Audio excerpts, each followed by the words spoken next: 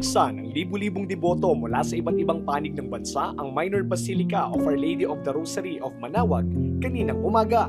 Ngayong araw ipinagdiriwang ang ika-100 taong anibersaryo ng canonical coronation ng Nuestra Señora del Rosario de Manaoag. Pinangunahan ni Apostolic Nuncio to the Philippines Archbishop Charles John Brown at Archbishop Socrates Villegas ang solemn reenactment ng canonical coronation ng Birheng Maria. The image of the Blessed Mother is crowned by His Excellency, Most Reverend Charles Brown, D.D., Apostolic Nuncio to the Philippines. He is assisted by His Excellency, Most Reverend Socrates Villegas, O.P., D.D., Archbishop of Lingayen, Dagupan. Acting as witness is the President of the Republic of the Philippines, His Excellency Ferdinand R. Marcos, Jr. The aureole of the Blessed Mother is placed by Very Reverend Father Felix Legazpi III, O.P., Rector of the Minor Basilica and Prior of the Convent of Our Lady of the Rosary. He is assisted by Most Reverend Gilbert Garcera, D.D., Archbishop of Lipa and the President of the Catholic Bishops' Conference of the Philippines. Acting as witness is the Mayor of the town of Manaoag, Honorable Jeremy Aguerico B. Rosario, M.D.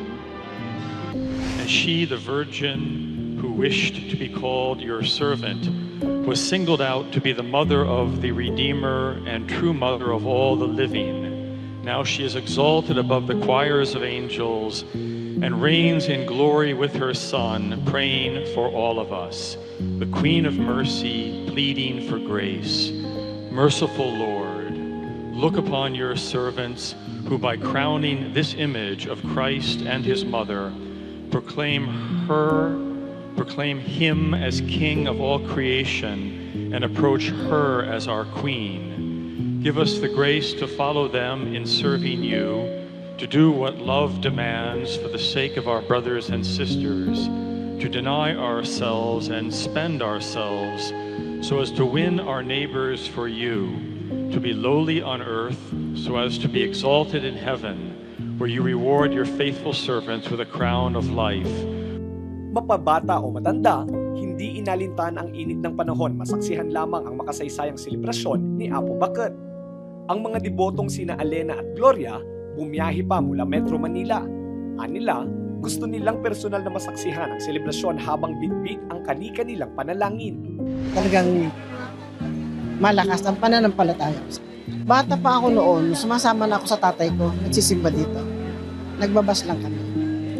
Every Saturday noon, napakasarap, napakasaya. O, ang daming tao. Kahit na mainit, nagtsatsaga kami dito. Dumating kami dito, sir, 2:00 ng madaling araw. Ang panalangin natin, edi sana magiging payapa na ang ating bansa. Matapos na ang mga problema para payapa na ang lahat. Sa akin sarili, basta araw-araw, malakas, malay sa sakit, yan na lang. Tsaka sa mga anak ko. Meron akong kidney stone, tsaka dito sa mata ko, tsaka yung sa tagiliran ko, yung atay ko na may bato. Awa ng Diyos noon, kasi linggo-linggo ako nagsisimba. At sa Kanya, basta ang sabi ko, Jesus, pagalingan mo.